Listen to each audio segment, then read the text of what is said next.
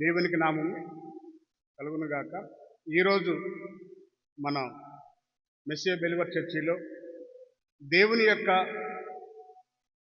7 మాటలు గురించి మన దైవ సేవకులు అయినటువంటి మెస్సియా బెలివర్ చర్చి రెవరెండ్ వైభవ్ గారు మనందరికి కూడా ఈ విధంగా 7 మాటలు అనేది ప్రతి ఒక్కరికి దేవుని యొక్క కృప, దేవుని యొక్క వాక్యము మనం తెలియపరచాలనే ఉద్దేశంతోనే ఈ యొక్క మాటలను మనకు ప్రతి ఒక్కరికి కూడా దేవుని యొక్క గుర్తెరగనటువంటి వాళ్ళకు కూడా ధైర్యం కల్పించి, ధైర్యం చెప్పి ఈ వాక్యము ఈ వాగ్దానం మీరు పలకాలని మనకి రవిబాబు గారు ఈ అవకాశం ఇవ్వటం, మనందరూ కూడా ఆయనకి మనం ఎంతో దేవునికి ఎంతో రుణపడి ఉన్నట్లుగా ఆయన కూడా ఈ యొక్క దైవ సేవలకు మనందరూ కూడా కృతజ్ఞతలు తెలియజేయాల్సిందిగా మనస్ఫూర్తిగా కోరుకుంటున్నాం.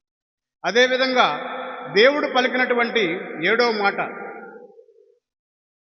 లోకాసు వార్త 23వ అధ్యాయం 46వ వచనం.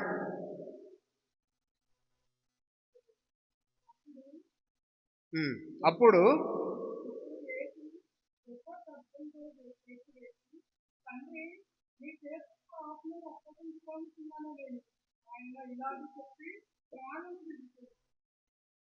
మన ప్రభు అయిన యేసు ప్రభు వారు శిలువపై పెద్ద శబ్దంతో కేకవేసి, తండ్రి నీ చేతికి నా ఆత్మను అప్పగించుతున్నాను ఆయన ఇలాగూ చెప్పి ప్రాణమే విడిచాను. అయితే యేసు ప్రభు వారు చెప్పినటువంటి ఈ యొక్క మాట అక్కడ ఉన్నటువంటి శతాధిపతి జరిగినది చూశారు. వాళ్ళు చూసి శతాధిపతి జరిగినది చూసి ఈ మనుషుడు నిజంగా నీతిమంతుడై ఉండినని చెప్పి దేవునికి మహిమపరిచాను. అంటే అక్కడ ఉన్నటువంటి శతాధిపతులే వాళ్ళు అంత దేవుని అంత దేవుని యొక్క దేవుడు అంటే ఏంది తెలిసినటువంటి వాళ్లే అంత దేవునికి గొప్ప దీవెనలాగా దేవుడు చాలా పవిత్రమైన అటువంటి వాడు, దేవుడు చాలా నీతిపరుడు అనేది వాళ్ళు ఒక గుర్తింపు తెచ్చారు. కానీ మనం తెస్తున్నామా? మనం తేటలేదు. ఎందుకు తేటలేదు? మనం దేవుడు అంటే భయం లేదు, దేవుని అంటే మనకి ఇది లేదు, దేవుడు అంటే మనం తెలుసుకోవాలంటే లోక జ్ఞానం అనేది మనం సంపాదించుకోవటంలా. కానీ ఈ యొక్క శతాధిపతుల వాళ్ళు కూడా దేవుని గుర్తెరిగి ఈయన మంచి దేవుడు, మంచి సృష్టికర్త, ఈయన తలుసుకుని ఇప్పుడు మనం ఆ దేవుడైన యేసు ప్రభు వారు తన ఆత్మను అప్పగించుకోవాల్సిన అవసరం ఏంది? ఈ లోకానికి సృష్టికర్త అయినటువంటి దేవుడు ఆయన రక్షించుకోలేడా? ఈ 7 మాటలు పలకాల్సిన అవసరం ఏముంది? ఆయన ఈ లోక సృష్టికర్త. ఈ రోజు ఒక మనిషి భూమి మీద బ్రతుకుతున్నాడంటే ఆయన ఇచ్చినటువంటి కృప. కానీ ఆయన రక్షించుకోలేడా? ఆయన ఆత్మను కాపాడుకోలేడా? ఆయన మనిషిని ఆయన శిలువపై అంత నరకం అనుభవించాల్సిన అవసరం ఏముంది? కానీ మన పాపాల కోసం ఆయన శిలువపై మరణించాడు, శిలువపై తన ప్రాణాన్ని పెట్టాడు. ఎందుకు పెట్టాడు? మన పాపాల నిమిత్తం. కానీ మనం ఏం చేస్తున్నాం? దేవునికి గుర్తెరగటలేదు. ఇప్పుడు ఈరోజు ఈ యొక్క వాక్యాలు మనకు ప్రసాదించారంటే మాస్టర్ గారు, ఈ వాక్యాలు 7 వాక్యాలు చదివి మనం మర్చిపోవటం కాదు.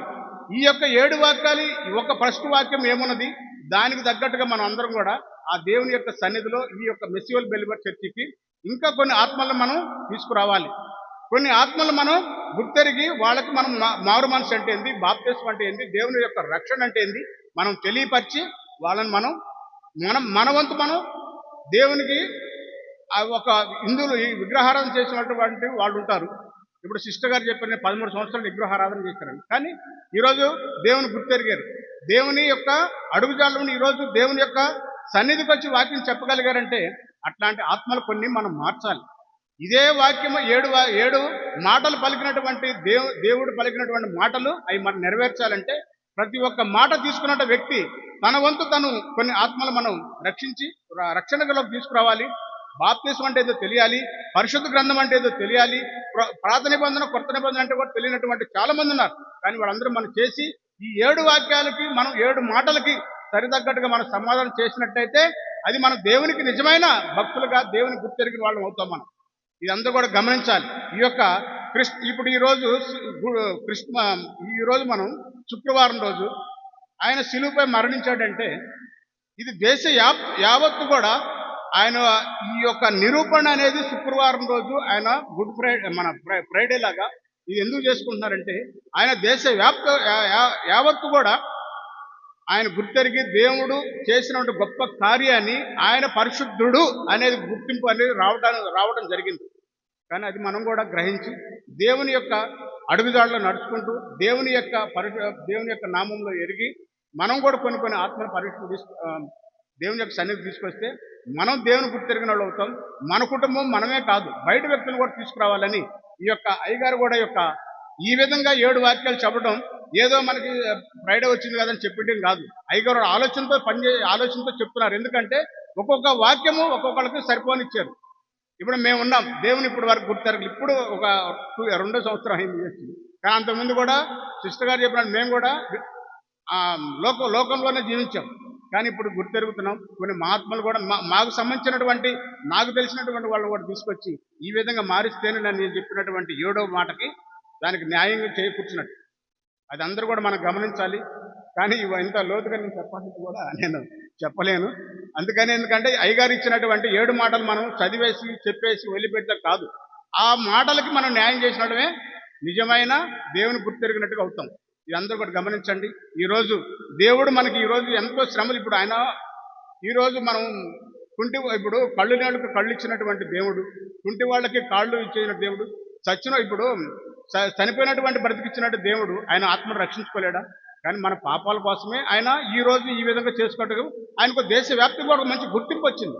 అది కూడా మనం కూడా మన కుటుంబం మనము అందరం కూడా దేవునికి ఎదిగి జీవితం అనేది దేవుడు మనకు ఎందుకు అంకితం చేశారు, మనం ఎందుకు చేయలేకపోతున్నాం అనేది పరిరక్షించుకోవాలి. మనం ఆత్మను ఆలోచన చేయాలని మనస్ఫూర్తిగా ఈ వాక్యం అయ్యగారికి కృతజ్ఞతలు తెలియజేస్తున్నాను. Thank you.